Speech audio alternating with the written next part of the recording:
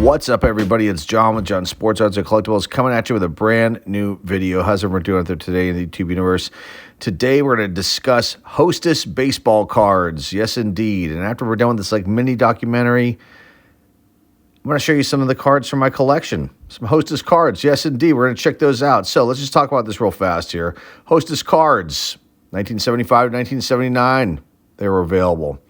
Each year's set had 150 cards, so roughly 50 panels, because there were 3 cards on each panel. And you can see an image right here popping up, floating around Ken Burns style. And so these cards were awesome. Certain cards and panels were rarer than others depending on the product. Topps provided these images, so they weren't licensed by Topps, but they provided the images, and then there was airbrushing done on some images as well. So you had Hostess cards and Twinkie cards. Hostess cards were on the back of the more family-sized boxes, and then the Twinkie cards, they were inside the Twinkie packages, and a lot of times those cards end up having stains on them from the, grease from the Twinkies, and you'll see that when I show some of the cards. They were awesome. So for 25 cents, you could have bought a pack of Twinkies and got somebody huge, like Hank Aaron, Pete Rose, somebody big. And another thing to add here, the 1975 set had a ton of errors, wrong positions, mistakes with names, but Hostess was smart enough to put a young shortstop on one of the panels, and that's Robin Yount. So that is an extremely valuable card. 1976 Hostess cards, they changed the look up a little bit. Add some more color to it, red, white, and blue, basically. Really cool stuff. 1977 went kind of back to a basic design with a little bit of a swoopy action underneath the photographs, and then the player name and team and position underneath that. The 1978 set, very minimalistic. Pretty cool stuff, though, to say the least. And then 1979, which was the last year, they kind of reversed everything. And these are just awesome. I mean, you had Hall of Famers, superstars, some really weird no-name players, which I have a few of, which we're going to take a look at. And I just love these cards. And you can still purchase panels of these on eBay and probably find these at flea markets and antique malls and everywhere else out there. And these are just wonderful. And they even did some advertising in comic books. Look at that. This was just a really wonderful time for baseball cards and for Hostess in general. So let's get into the cards. I've got a lot to show here. I think about 25 of them. They're from different years, and they're going to be fun. I think you're going to enjoy this. Some of these cards I caught as a child, so they're a little off, but here we go. All right, let's get into these cards. Now, I think I've shown these before, but I can't remember if I actually went through them all and showed you guys out there. But these are really cool. And, they're some of them are beat to all hell, miscuts, whatever you want to call them. They're just, these are to me, they're a piece of history to me growing up. And I just love these. So I thought, I want to do a standalone video on this, talk a little bit about Hostess. I could have taken a deep dive, but we're going to just want to give the top line stuff. And let me show you these cards. This first one is from 1975. So the first year these came out. And I don't know what happened to the other two that were on the panel, but all I'm left with is this wonderful Ellie Rodriguez. And you can see it looks like a 6-year-old cut this, because I cut it myself, because I probably, wanted to do it. But you can see there's some sort of, I don't know what that is there, chocolate mark on the card. And I did a terrible job cutting this. Here's what the back of this looks like. This is just, even though, it makes me feel a little bit bummed out when I see a card like this, but it also makes me feel a little bit good too that I still have something like this from when I was a 6-year-old. But there's Ellie Rodriguez from then with the California Angels. Okay, now we're jumping up to 1976. So these are awesome. Again, I cut a majority of these. Now I think my parents helped me out with a few, and you can tell. And but I wanted to cut this probably too, and And here we go. You got Carlton Fisk, and you can see they got the red, white, and blue here. A really cool picture. I think these might. I think these might be photo variations too. Like, you know, probably from their archives, or maybe they just did special photo shoots for these, because these don't look like the cards. I don't believe that were on the 76 Topps cards at all. Anyways, you got Carlton Fisk. Card number 64 is the first one. Next one, you've got Pete Rose.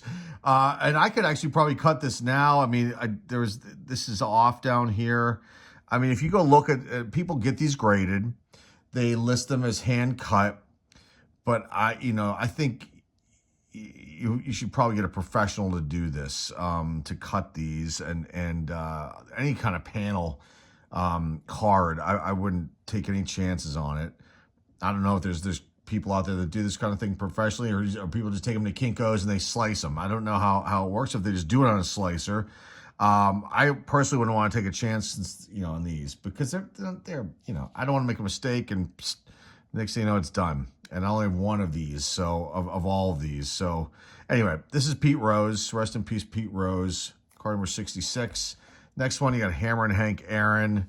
So this would have been his last, his 76 Topps card is his last Topps card. So this is the same year. So this is, I would assume, considered one of his last cards. This is awesome. The Milwaukee Brewers.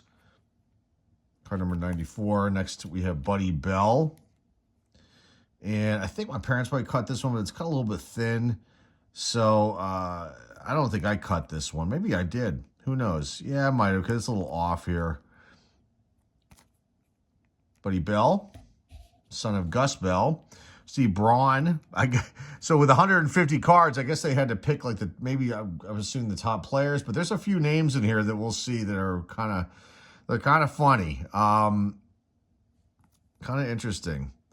So you got Steve Braun, Minnesota Twins. Okay, now we're into 1977. I got a bunch here. So I was 8 years old. I was into these. You can see this probably came from a package, because you can see, I mentioned before that now there were Twinkie boxes with the panels on there, but then, there were actually same cards, but in Twinkie packages. So I can see what they're saying here. And these had to come from Twinkie packages, because you see the stains here, and they wouldn't be on the boxes unless somehow one of the Twinkies got open in the box somehow, or was thrown in there. But my guess is that these came from Twinkie packs that I must have purchased as a child. This is Yaz, Carl Yastrzemski. That's card number 4. Jim Spencer, White Sox. Card number 16. Mike Hargrove, a younger Mike Hargrove there. Miscut, got a crease going on, all kinds of issues happening here. Dudley Michael Hargrove. I didn't know his first name was Dudley. Look at that. We learned something else new today. That's pretty funny. Pretty cool. Roger Metzger, Houston Astros. Roger Henry Metzger, shortstop for the Houston Astros. Pete Falcone, yes, for the St. Louis Cardinals. Second year, third year card for Mr. Peter Falcone. Stains all over the back of it. I love the minor league stats on here too. That's pretty sweet. Great Falls, Fresno, Amarillo, Texas, then with the Giants and the Cardinals. Pete Falcone. Bob Watson, rest in peace. Great first baseman. There for the Houston Astros. And they made the fonts a little bit smaller on some of these. I don't know if these are the ones. Maybe these are from the panels, and so they were smaller. Yeah, so you can see here. This is part of the packaging, graphics. So these had to be for the panels, and so you can see that the font is smaller on these panel cards. Got Billy Buckner, rest in peace, Mr. Buckner. It's got that stash and those brows, and but a young Bill Buckner. What a very good ball player. There's no question about it. Put that stupid air play out of the book, and it's people. Most people have moved on from that, but boy, he got beat up really bad mentally from that, and eventually he moved on from that too. But I mean, my God, it's like, God, people just can be really cruel, can't they? There's Ted Simmons, Hall of Famer. A little bit of stain right here. So I don't know, mate. I don't know where the stain for this would have come from, but my guess is that I'm thinking that the smaller font must be from the panel cards, but I could be wrong. I'm not 100% sure. I'm not an expert on these. Did a little bit of homework. These are very cool, though. Got Dennis Leonard.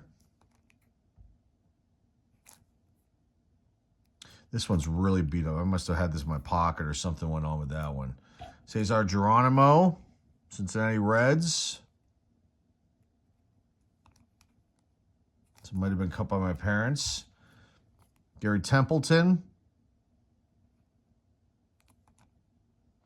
And, you know, you get these, you can get these great in 10s, you know, and they can be very valuable, like Nolan Ryan, any of the Hall of Famers. But not the lower level guys. They're not on the database list on PSA for pricing. Ron Say, Penguin. Nice card. Not cut that bad. Here's Carlton Fisk. Feel something down here. A little crease on that's the penny sleeve. I feel like a little crease, but it's a penny sleeve. This one is folded up. This was, I don't know how. See, I don't know how I did these things when I was a kid. This looks like maybe a tear or some kind of really bad crease. There's Ken Singleton. There's Bill Madlock. Now, he has an error in the 75 set. There are a lot of errors, apparently, in that set. They have him listed as a pitcher, and I believe in that one. I didn't take a deep dive in all the errors, but there are errors. And there could be errors on the other years, too, but 75 seems to hold a lot of errors. There's Bill Madlock. So I'm guessing that these probably are from the panels. And then this is, again, from the individual package. But why they got grease on them? Maybe it kind of went, if they were stacked together, maybe it could have bleeded over into it. But this one, I don't know what happened here. I must have cut this one. This is Joe Liss. I don't even remember Joe Liss with the Seattle Mariners. But early days of the Mariners, he came over from the Indians. So this might have been their first season. Or was it 76? Can't remember off the top of my head. But there's Joe Liss. But a really badly miscut card right there of Joe Liss. You got Richie Zisk. Chicago White Sox, longtime Pittsburgh Pirate. Richie Zisk, great player right there. You got Dave Cash. He's a Bucko too. Montreal Expos. It looks like they painted that hat on and airbrushed. They gave him a paint-on hat and airbrushed his jersey too, because he was with the Phils, but he was with the Pirates too before that. And the last one is Pete Broberg with a really bad crease in it. Yeah, so I'm guessing that 77 must have been the first year for the Mariners. I don't know why I wouldn't remember that. I think I'm correct in saying that, so that would make sense. So they had probably the draft or, you know, they signed free agents and whatnot, get their team going, and they were awful. So were the Blue Jays, too. But I still had a soft spot in my heart for both those teams. More so the Blue Jays. But let's put Hammer and Hank on top here and wrap this one up. This is fun. I've been looking through the collection. I showcased a bunch of sets and over the years, and I can't remember if I showcased these or not. And I thought, let me do something different here. Let's talk about these Hostess cards, for everybody out there that watches the channel, and instead of open up some new product that I could really care less about. Hopefully you enjoyed this, and I did. I wish I had more of these. I've seen these panels before. A few years back, I was at some antique mall way out in the middle of nowhere, and there were a few panels, and I probably should have bought them because they weren't that expensive, and I think a couple of them had some Hall of Famers on them, and they were in really good shape. And I didn't. I passed on them, So it's the kind of thing where, like, moving forward, if I ever run into things like that again, and they're reasonably priced, $10, $15, something like that, pick them up. Again, if you see these out there, pick them up. They sell them on eBay, but it's fun. It's more fun to find these out in the wild, as they say. But anyway, I just wanted to present these to you guys today. Hopefully you enjoy this one. Remember to like, subscribe, comment down below, share this video with your friends, family, and loved ones. Our eBay store link is down below in the description. Until next time, folks, this is John with John Sports. That's a Collectibles signing off. And I will see everybody very, very soon. Take care.